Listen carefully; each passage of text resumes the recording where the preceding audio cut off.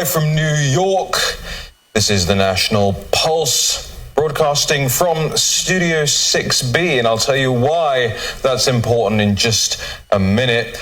Very grateful to all of you joining us out there today. There's a lot more signal to separate from the noise as the march towards forcing or trying to force President Trump not to pick a Supreme Court nominee continues on into this week. But the President of the United States says he is going to announce a pick on Saturday. Is that good timing? I want to hear from you guys in the live chat. You can tweet at me and at the National Pulse. We have a tips box on our website as well. Get in touch with us for anything you think we should be covering, anything you think we're missing here on the show. My first guest in the next segment is one of our fellows over at the National Pulse. We have a writing fellowship scheme where we try and help get more reporters trained up to do real news, real analysis. And Brian Alman has written an amazing article about Joe Biden and his relationship with the truth. It's not a good one. It's not a good relationship with the truth from Joe Biden. Now, I want to start by playing you this clip, and credit for once to the Washington Post for putting this together. It really highlights just how much of a plagiarist the Democratic nominee is. Let's roll this clip. But this standard is not a measure of how we can evaluate the condition of our society. It cannot measure the health of our children, the quality of our education, the joy of their play. Yet the gross national product does not allow for the health of our children, the quality of their education, or the joy of their play. Let us pledge that our generation of Americans will pay any price, bear any burden, accept any challenge, and meet any hardship to secure the blessings of prosperity and the promise of opportunity for our children.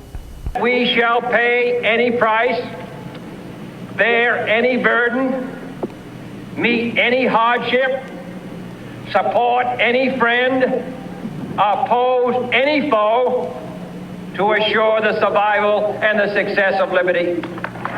And I started thinking as I was coming over here, why is it that Joe Biden is the first in his family ever to go to a university? Why am I the first Kinnick in 1,000 generations to be able to get to university? Why is it that my wife, who's sitting out there in the audience, is the first in her family to ever go to college? Why is Glenys the first woman in her family in 1,000 generations to be able to get to university? No, it's not because they weren't as smart. It's not because they didn't work as hard. It's because they didn't have a platform upon which to stand. Does anybody really think that they didn't get what we had because they didn't have the talent or the strength or the endurance or the commitment? Of course not. It was because there was no platform upon which they could stand. Well, when Joe Biden wasn't the favorite of the national media, i.e. when they wanted Elizabeth Warren or they wanted Kamala Harris or whomever else, Pete Buttigieg, Michael Bloomberg, it was basically everyone but Biden on the run-up to the Democratic convention and how they picked their candidate over the course of those debates. Well, then, and only then, did the Washington Post and others want to tell you about lying Biden. But we'll keep telling you about lying Biden here on this show. And I'm especially looking forward to our debate night coverage here on Real America's Voice. You may have heard, if you've been watching this network, which you should be all day, every day, that we have an exciting new partnership that we're announcing. We'll get into that in just a moment as well. But I want to lay out something to you first as well. There's a lot of firsts that take place on this show. There's a lot of firsts that take place on the National Pulse website. That's probably where a lot of people first heard of the Transition Integrity Project. I want to give you another first right now. The Democrats are terrified of one particular narrative. They focus grouped it. They've tested it. They've poll tested it with their own voters. And there's one particular narrative that the left is afraid that the president is going to start using. So I want to gift this to you, the audience, and the deplorables, and the America First movement out there. I want to get on screen this graphic, the CCP viral graphic. Okay, let's leave that on screen. I want to talk through it for just a second. The CCP virus will pass. The American economy will last. Now, at first, it doesn't seem that complicated or clever or particularly insightful, and I'm not saying that it necessarily is. But what I'm saying is this is the message that these big Democrat consultants have been told is the most damaging to their election chances, because people are tired of this CCP virus. They're tired of being told to throw a face burqa on everywhere they go. They're tired of being told that there has to be another lockdown, and they're tired of being lectured about the economy. And the reason they're tired of being lectured over the economy is because they lived 3 years under the Trump economy before the CCP virus hit, and they know full well which candidate is most likely to deliver a robust economy. We can drop the graphic from the screen there. We've tweeted it out on the National Pulse Twitter account. We'll be sharing it across all of our platforms and shoving that in the left's face.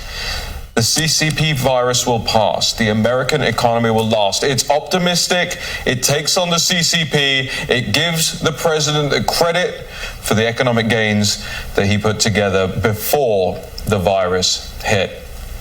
Well, in the next segment, we're going to bring in Brian Altman, National Pulse writing fellow, to talk about his article. And we'll also be bringing in Damon Roberts live from Studio 6B right here on this network. This is the National Pulse, and we'll be right back.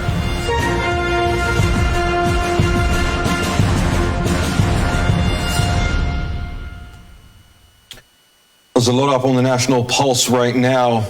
I really want to make sure you're all going over there, clicking, sharing these articles. So many exclusives. Natalie Winters is working on a bunch more scoops, but she said we're only allowed to drop them if you guys all promise to share them and make them go viral. One thing that did go viral on the Pulse over the course of this weekend was this article by Brian Altman, who's our guest in this segment. Brian, welcome to the show.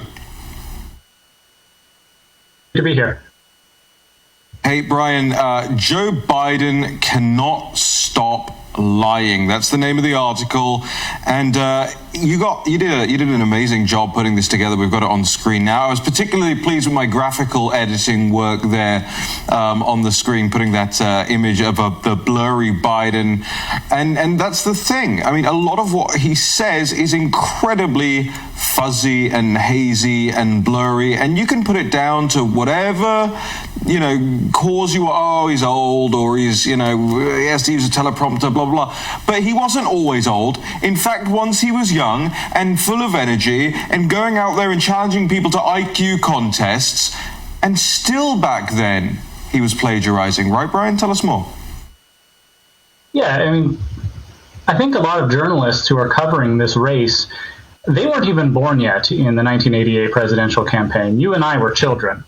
And he had already been in the Senate back then for, 16 years. He'd been there for a while. He had made his name by torpedoing the nomination of Judge Robert Bork in early 1987. And so he was the Democratic frontrunner. And he started giving these great speeches about how he was, a blue-collar worker. He was from humble origins. His father was a used car dealer. His family was coal miners, and he was the first in his family to go to college. Well, it turns out some of those things were not true. Like your video showed, he had been using Neil Kinnock's speeches as a template, as style practice, as any good American will do, copy from the Brits. But he started copying Kinnock's actual life story about being the first in his family to go to college, his wife being the first in her family to go to college, and it's obviously not true. And ironically, it was the liberal media back then that discovered this. It was Maureen Dowd of the New York Times who started digging in and finding that he was just making things up. And once that article came out, then suddenly it was a free-for-all, and they found that he's taking entire sections of speeches from Bobby Kennedy and John Kennedy and Hubert Humphrey and all the people who were, in the news when he was growing up and coming through high school and college. Extraordinary amounts of plagiarism. I mean, for those that don't know, Neil Kinnock was a very, very public figure, just like JFK and just like Robert Kennedy and just like all the others that Biden has plagiarized from. He was the leader of the Labour Party, the leader of the opposition. Everybody thought he was going to be the next prime minister in the early 1990s. Brian, so why did Joe Biden think he could get away with it? And why is the standard different now? He had to drop out of that race in the late 80s, effectively, for plagiarism. Why not the same now? I mean, he's still doing it. Well, I think part of it is just in America we have short attention spans, and time seems to heal every wrong as long as you're of the right political party. His voters, his constituents in Delaware sent him back to the Senate 5 more times after he dropped out of the 1988 presidential race. And obviously he ran for president in 2008 and didn't really make a splash then. But even then, people still remembered the plagiarism scandal. In 2008, Slate, which is not conservative at all, came out and reminded everybody that this is why he dropped out the first time. But it was he obviously didn't win, but he was still prominent enough that Barack Obama chose him as his running mate. And now it seems like the entire scandal's been forgotten, even though he's still lying. It's almost like the relationship with the truth for not only Biden, but his entire party has become fanciful. Brian, is it now baked into the Biden cake? Do people care? When we bring things like this up, things that you would imagine are important pieces of information for the voting public to know about a potential candidate for president of the United States, not just the highest office in the country, the highest office in the world. Do people care anymore? Do they even pay attention to this sort of thing? I think there might be some people who care, but I assume if they care, they've already made up their minds. It's like we've moved into a realm where it's entirely rhetorical now. It doesn't matter what the truth is. We can talk about owning the libs with facts and logic, but now it's just who has the best story. And he's been telling this story so often and for so long that I wonder if at this point in his life, if he's just forgotten that it wasn't actually true, if it's just become part of his story. Over the last 20 years, he's talked about marching with Martin Luther King, which apparently he did not actually do. He's talked about going to South Africa to try and meet with Nelson Mandela during apartheid and being arrested for it, and that wasn't actually true. It's like he just gets up on stage and just tells stories. When President Trump gets up there and he says, Joe Biden doesn't write his lines, he doesn't write his tweets, he doesn't write his speeches. And then he says something like, Joe Biden doesn't even know he's alive. Is that what you're getting at? He's convinced himself so much of these stories that aren't Joe Biden stories that he's not even sure that he's Joe Biden anymore. He's like a chimera of JFK and RFK and Neil Kinnock and all this. Does Joe Biden know who he even is anymore? I'm really not sure. When I see him talk now, obviously, he's the opposing party. He's trying to unseat President Trump, and so he's the opponent. But I look at him with more pity now. It seems like he's just being pushed out there to carry this thing across the finish line. And when I hear him tell these stories, what I imagine is that he really should be sitting in a rocking chair somewhere, telling fantastic stories to his grandchildren. That would fit more in that situation than trying to use these stories as a springboard to the highest office in the world. Brian, we've got to jump, but I want to make sure you get a plug-in for your social media and for your website. Go ahead. Oh, thank you. You can find me at twitter.com/Brian Allman. I occasionally write articles for the National Pulse whenever I have a chance.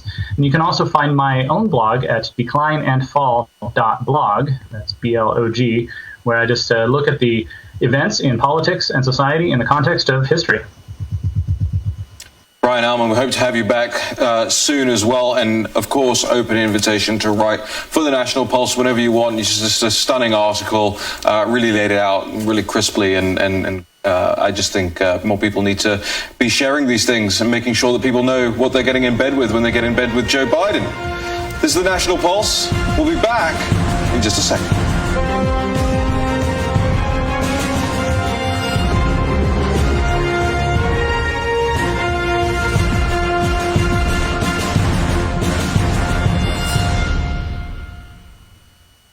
understand the hive of activity that this set is, and the studio in DC is as well. In the breaks, I've got the latest article by Natalie Winters on the Soros-linked impeachment witness Fiona Hill. You'll remember Fiona Hill from the impeachment proceedings last year with a very clipped British accent. She's now calling for an electoral commission, exactly as I predicted. I've also got the clip from the event last night that we did in Midtown Manhattan with the New York Young Republicans Club. Going to try and play some of that for you in the F block today, right at the end of this show, so stick around for that.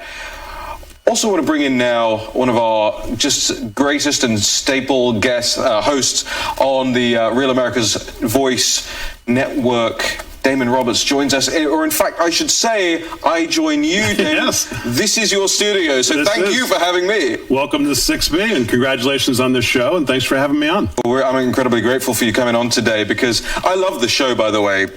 Just quickly before, because some of the audience doesn't necessarily cross over, doesn't necessarily carry through, but they should. Tell us about Studio 6B. Yeah, Studio 6B, we started back in 2015, really just as a Facebook show moving into the election. And, it just continued to grow and grow and grow. We got more into it. And then obviously as the network started to develop, we brought it back. We took a hiatus for a while. And now we're on 8 to 10 weekdays here on Real America's Voice. And we couldn't be more excited to be here. You have one of the best time slots in television. How does that weigh on you when you're producing a show? I don't know if it weighs on us. I think we approach every show, as I always say to the audience on 6B, that we try to come at it in maybe more of a basic way, that we're talking as if these, kind of what the audience probably does around their dinner table. I think, they're getting screamed at from both sides. We try to come at it. We try to have some fun. We do politics a lot, but we also do entertainment. We also do a little sports.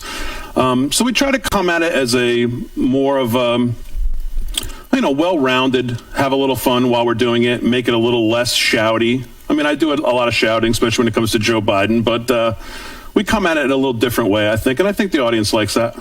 So tell us about Joe Biden then. I mean, you saw the clip that we played at the beginning, the Washington Post clip. I think is incredibly damning.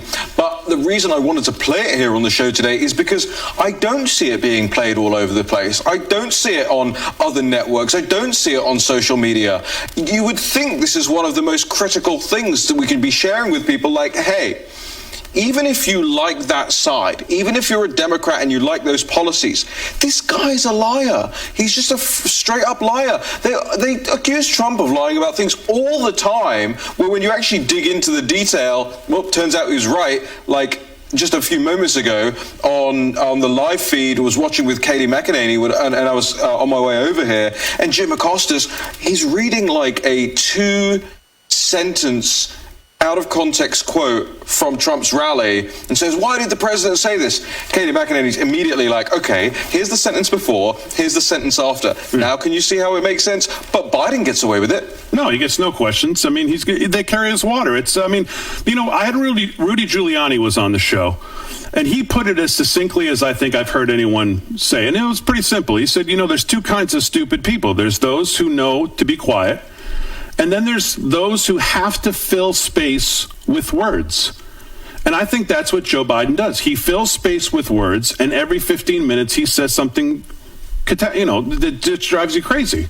And he just talks and talks and talks. And I think it's to the point now where I don't even know if he thinks he's lying or if he cares. I just think he thinks you don't know or you don't care. And he knows the media is going to carry his water. And he's not going to get any questions. The times we've seen him take questions, what have the questions been? They've been softballs. The thing on CNN the other night, that was like wiffle ball. Well, he's whispering into Anderson Cooper's mouth at the break. That moment where he was asked by the Atlantic reporter, I think his name was Edward Isaac Dovere, and he's asked, what do you think is in the president's heart, Mr. Biden? Yeah. What do I care what Joe Biden thinks is in Donald Trump's heart? As if that's not just entirely predictable of a question. And we keep hearing about Joe Biden. He's just some sympathetic figure, and somehow he's the big unifier. They always say the president has to be more of a unifier. What about Joe Biden is there to unify around? Higher taxes, AFFH rule ruining the suburbs. What is there to unify around Joe Biden? He gets no tough questions, and you see that when TJ Ducklo goes on with Bret Baier and has to face even a sense of a question. What happens? He can't answer. He looks like a fool. They had a meltdown. Is what happened. I mean, they had a meltdown that continued on after the show. Just for the people who might know, you're talking about the Biden spokesman who went on and was asked the question: is Joe Biden using a teleprompter? Yeah. Is Joe Biden using a teleprompter to greet his wife in the morning? Quite frankly, because now we're seeing video coming out of him in a one-on-one interview with somebody, and he keeps looking off to the side. Yeah, he's turned completely to the left. He's turned to the side, and there's a TV there. That's what he's looking at. Yeah. And he says, "Oh, sorry, I lost that line." Well, I mean, it's very clear what's happening there. Yeah, and now he's using a teleprompter to have a conversation. Yeah, and you see people on the left in the media now trying to defend those pictures, saying, "Well, he was watching video from questions from undecided voters." You hear him say, "Wait, I lost that line." Right. And we've seen the teleprompters. Yeah. We've seen it in the reflection in the picture when he was on with James Corden, the fat, talentless guy.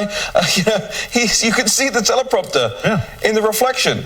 So we're in television. We understand these setups. We know what they look like. So I mean, it's not even at this point a question. It's like the outside part is the inside part's already out. We know the deal. But look, I mean, I have a teleprompter in front of me, or what could be a teleprompter if I loaded anything into it in front of me. And I often use a teleprompter when I'm delivering a set-piece monologue. Sure. There's no shame in that. Like, you know that you want to say a specific thing and you've worked hard on the speech, fine, teleprompt it up. But when you're in a one-on-one interview with somebody, or you're answering questions, down your Skype feed or your Zoom feed or whatever, and you've got a series of notes that aren't notes, but they're full sentences. They're full-on sentences. This is where the Democratic nominee is right now. And it comes back to, we're going to go to a quick break in a minute, but it comes back, ladies and gentlemen, to what Kamala Harris and Joe Biden himself have kind of accidentally let slip, right? He's the transition candidate. It's a Harris-Biden administration. Yeah. She said Harris administration as well. It's plain to see. Biden's just the front guy. He's out. If he wins, which I don't think he will, but if he wins, he's out on January 21st. Maybe even the evening of January the 20th. We'll talk about it and more with Damon Roberts here on Real America's Voice after this break.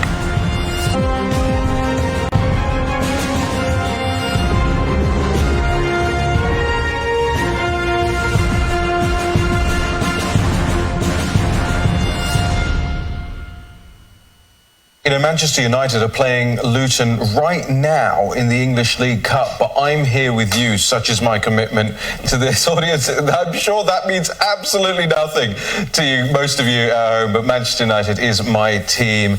And Damon Roberts, you talk about sports on your show on 6B, live from Studio 6B. What about real sport, like proper football? Like proper football? Exactly.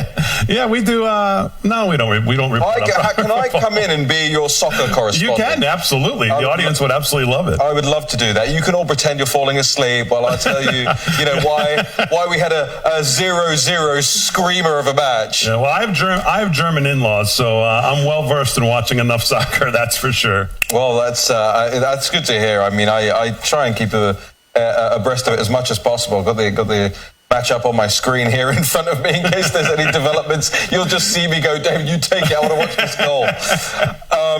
About this industry, you mentioned in the last block, we know what it looks like when Joe Biden's using a teleprompter, when he's getting a leg up. We have done this for a very long time. I've done media for years and years. I mean, I was staying in Manhattan over the last 2 nights, and I just kept walking by the studio that I used to be at in right next to the Fox Studios on Avenue of the Americas. But there's somebody who hasn't necessarily been in television for very long, and that's John Solomon. John Solomon's been mainly a print journalist, a print reporter. But we announced today, between Real America's Voice and John Solomon's new network, Just the News, a new partnership. I want to get your thoughts on this. Yeah, I mean, I think it's tremendous, and I think it comes at a time where it's so needed. Obviously, I followed John Solomon through his career of reporting, and we've all got to know him and Sarah Carta together on other shows. And, I mean, when you think of John Solomon, you think of Just the News, what do you think of? You think, it's one of the places you can go. Maybe Drudge used to be this. I don't know what's happened, but you can go to Just the News and you can know that what you're reading, you can rely on. Not only is it the reporting top quality, but they back it up with the sources. There's a tab on all of John's articles that says dig in, and you can go to that. And I never noticed it until he pointed it out. You can go to dig in and see all the source material. When I got John's book, I picked it up and thought, man, this is going to be a tough read. No, half of it is actually sourcing all the material that's in the book. So I think it comes at a time, more people are getting their news now from new media, OTT, Roku, Apple TV. You look at where we are streaming, Pluto TV, all the places we are. More and more people are consuming news there. And I think more and more people, kind of what I said to you before, are sick of being lectured to, really from either side. We see the left, we see the media. They're basically the propaganda arm of the Democratic Party. Even some of our networks that we went to thinking, well, this is our conservative outlet, have now leaned more left. Things you can't seem to talk about all of a sudden on those networks. So, we're going to be able to... George Soros. Yeah, exactly. Right? I mean, that was one of the more uncomfortable TV moments I've ever seen. Yeah. And who can explain it other than what was going on here, right? Right, and you know that from being in the industry. That moment of silence from Harris Faulkner was literally her trying to pay attention to her producer telling her to dump out the segment. Yeah, right. Exactly. And I know they announced that John is going to do a Sunday morning show, like what we're used to watching. And what a better time to have a show on Sunday morning with John, because you think about it. I tweeted jokingly this morning, it's like putting a Lamborghini into a lineup of sputtering Yugos. I mean, it's so needed at a time where it's something you're going to get straight down the middle. You're going to get good questions, and what John wants to do is just get to the answers. Right. I think it's genius. And justthenews.com is just an incredible resource. It's doing such great work. Like you said, it's got that dig in.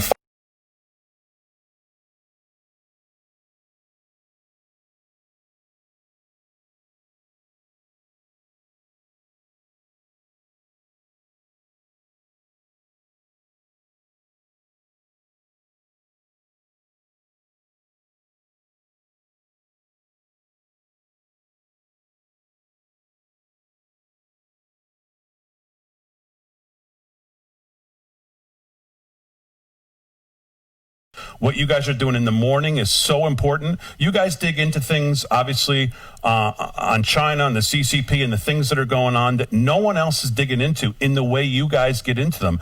And then the audience responds to it. And then again, hear what you're doing from 3 to 4 every day. The audience has responded. And you look at Real America's Voice and what it's going to be. Like you said, you can put it on all day and know that you're not going to just get the talking points from either side all day. You're going to get real news.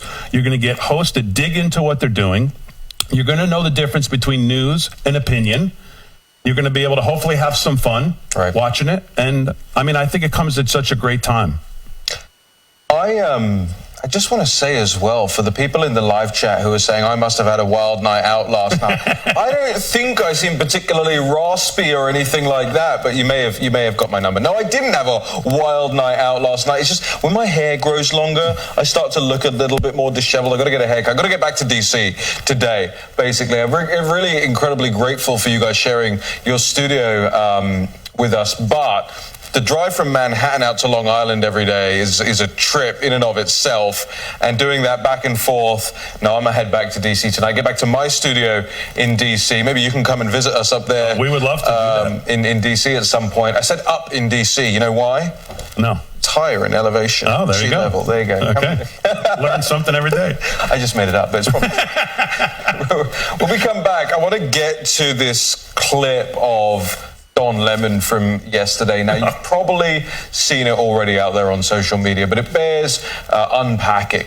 Because I'm going to walk you through, just like I did in the A block, about this narrative that the left hates right now. They absolutely hate the CCP virus. You know, it will go away. The American economy is here to stay. And the left now having figured out that we figured them out between the Transition Integrity Project and the ballot battles, and I carry my props with me everywhere because this is everything right now. This is their playbook right now.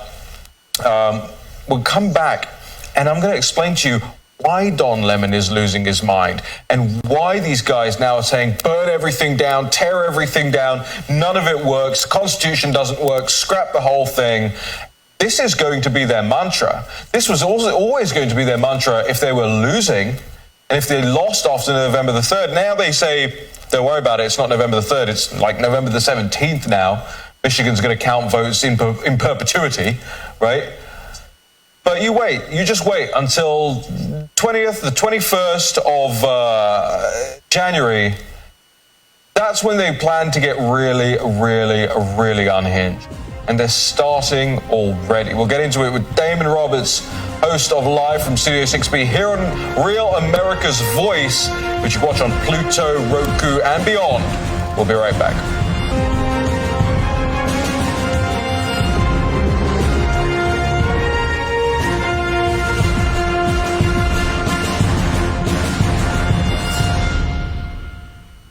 Welcome back to the National Pulse. I really appreciate the extra programming that sometimes we get in the breaks. When we get the audio bleeding through, so that the YouTube audience really loves it when we banter in the breaks.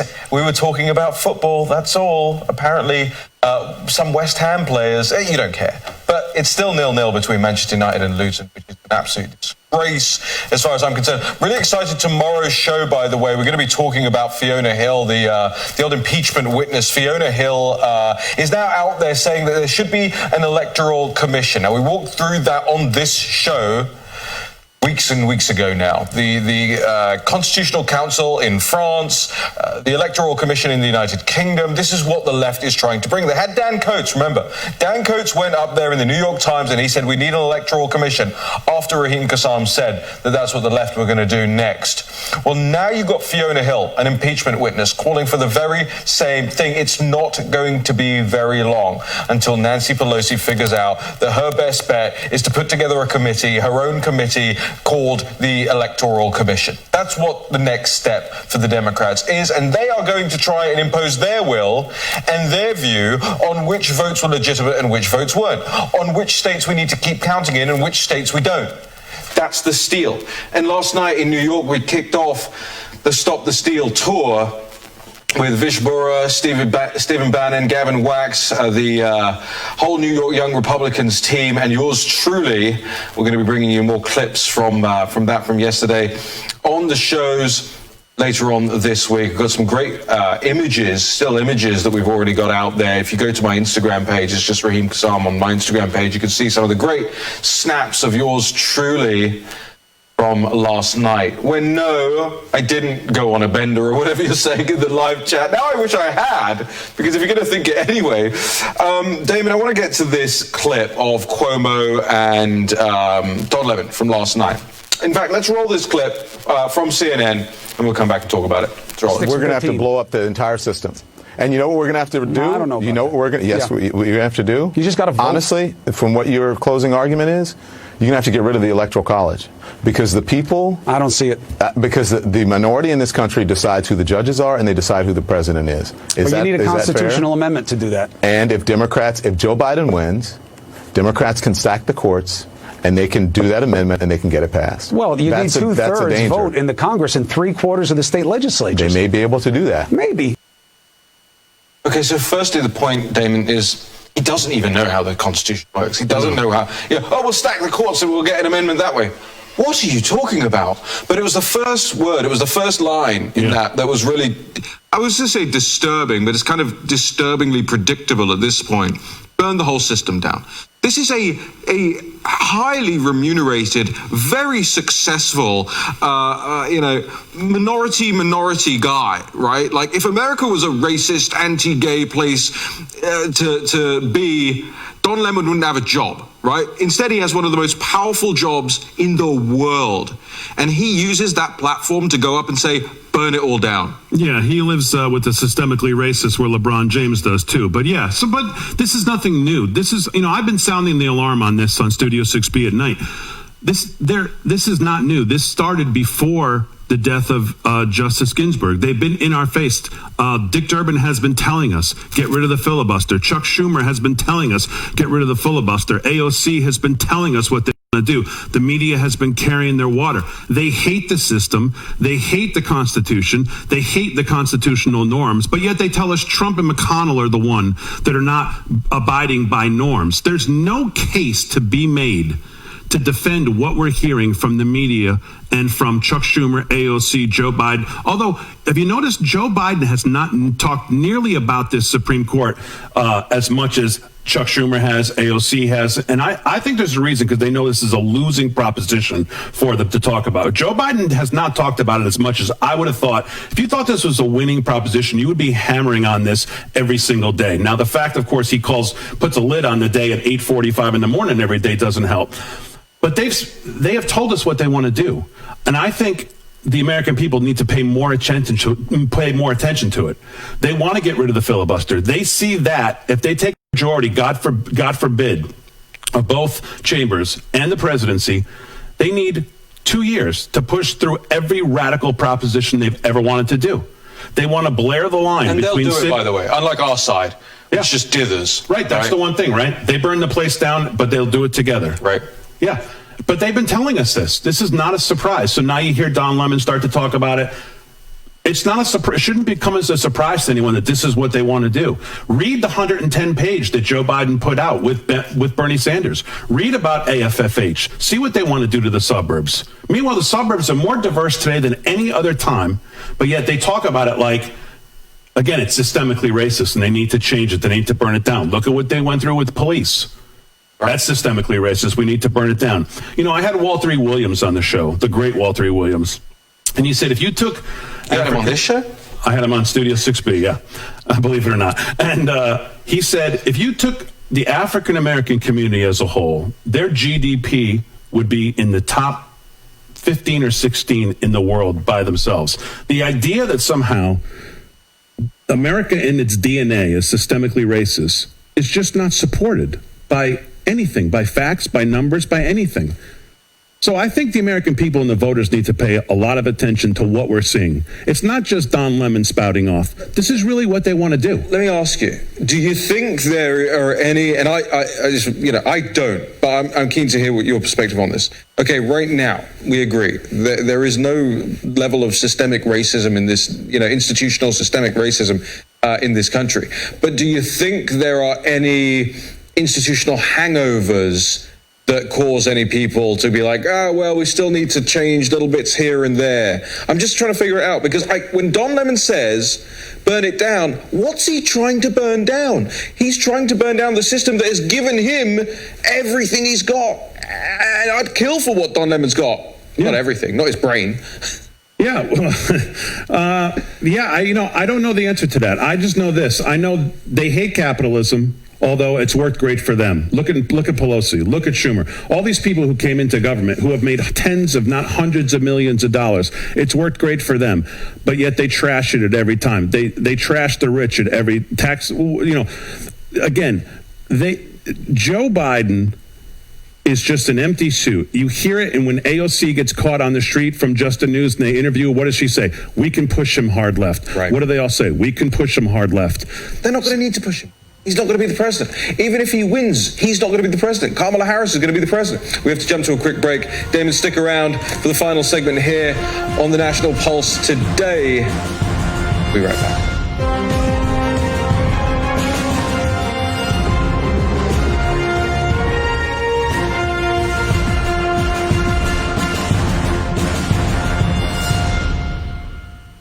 Welcome back to the National Pulse. Broadcasting live from New York from Studio 6B with Damon Roberts from Studio 6B. And we're very grateful for you lending us your studios. Well, we're happy to have you here. And having our lovely backdrop in here. I walk in, ladies and gentlemen, and everything's just ready for me. It's just lovely. It's not like DC, that DC team, right? I got Nick over there. We got some problems. Don't worry, we'll get you up there. We'll knock some sense into them. Damon, I want to get to I won't get to this point, okay? I'm going to end with, when I've got 2 minutes left, I want to talk about this new lockdown situation that we're expecting in the United Kingdom and how nonsensical that is. But right now, I want to understand from you, okay? Yeah, I think you are probably far more close to like the voice of the, deplorables than I am. And I still regard myself as pretty damn close. But I want to understand from you, if the election's tomorrow, who wins? Well, I say Trump wins, but the thing I've been talking about in the show, and we saw what the polling was worth in 2016, not much. And if you think about the people who voted in 16, what has the president done? I mean, the president, when you think about it, has delivered things that just 5-10 years ago were thought to be unattainable. What he's doing right now with Israel, the UAE, these deals, he says there's more to come. You look at energy independence, unthinkable years ago. You think of what he's done, everything he's done. Whoever voted for him in 2016, they're going to vote for him again. What's the silent majority? I don't know, but I look at Rasmussen and they tell me he's down 6 yesterday. I hear polls to tell me Joe Biden's winning on law and order. What world is this? Because I'm not living in that world. How could Joe Biden be ahead of law and order? So is it the fact that they overrepresent Democrats in these polls in the methodology? That's one potential explanation. Is it that people are lying to the pollsters? Because, hey, guess what? Right now, you maybe don't want to say that you're a Republican if a stranger calls your house and goes, who are you voting for? With all the mobs and the riots taking place. Maybe not a great idea to be giving some lefty institution, which most of the pollsters are, your personal voting details. Or is it just that the methodologies are generally bad? The margin of error is larger than they think they are? Is the mathematics that undergirds this? I mean, some of them, these polls, they only ask 498 people. And then they broadcast that out into some kind of nationally representative sample, right? They'll tell you it's all, voodoo. Don't worry about it. We got to lock down. You didn't have it locked down in 2016. You didn't have it locked down in the UK with the Brexit vote, and you didn't have it locked down in November here in the United States. Is it one of those things? All of those things? Yeah, I'd probably say it's all those things, but I just hope that the voters and the American people really think about the election. And because to me, it's bigger than the candidates this year. It's really about the country you want to live in. Do you support America? When you hear the Star Spangled Banner, do you get chills up your arms? Do you when you see a police officer, do you want to go up and shake their hand and thank them? What's the country do you want to live in? Do you like your liberty or do you not? Because to me, that's what's on the ballot. It is that serious. I think this is the most important election, more important than 16. And I think the reason that the left hates Donald Trump is because he's an effective leader. If he was ineffective, they just wait him out and then install one of the radicals and be done with it. But he's effective. He's securing the border. He's reversing what they want to do, what they've done, what Obama did. He's securing the border. He's building up the military. He supports the Constitution. He loves the American people. Can you imagine Joe Biden even getting up and giving even a 10-minute speech about the greatness of America? I can't. I can't imagine Joe Biden saying the Pledge of Allegiance, though. Can we run that clip? I really need to hear this. Can we get Joe Biden on the Pledge of Allegiance? America. I pledge allegiance to the United States of America. One nation, indivisible, under God, for real. For real. For real, man. Come on, man. Come on. It's the only thing he didn't add is "come on, man." No, but hang on. I mean, I'm looking down here. Now, hold on. I got it. You would have what if I did the show like this? What if I did? Oh, hold on. This is upside down. Yeah, it's upside down. What if I did the show like this? This is how Joe Biden wants to. He goes up and he does the speech like this. Yeah. We'll have it dangle off your ears better. Unreal. You would have figured in that he would have left the under God part out, but no, he put it in. He just reversed it and put it in the wrong place. But this, I've been saying that this is a farce at this point. It's a charade that we're being forced to watch. Some call it elder abuse. Fine, but it's not a joke though. This guy is not up for being the most powerful leader in the world. He's not up for the job in any way, shape, or form. Not physically, certainly not mentally. And again, I keep hearing how the president's suffering with white college suburban women. I hope they're paying attention to what Joe Biden wants to do, because if you like your single family housing and you like single family zoning and the American dream is to go buy a house and raise a family with a little white picket fence, Joe Biden doesn't want that, and he certainly doesn't want your kids going to the best school they can go to. So I just hope they're paying attention. For real, man. For real. Tell us about Studio 6B. Where can people watch it? When can they watch it? Weeknights, 8 to 10, right here on Real America's Voice. And we'll be on tonight, and lots to do. And we hope to have you back on soon, Raheem. And can't thank you enough for having me on. And congratulations to everybody involved with Real America's Voice, Dr. Gina Loudon, and everybody at Real America's Voice, John Solomon, and everybody at Just the News. I'm excited about the partnership, and I think it's going to be great.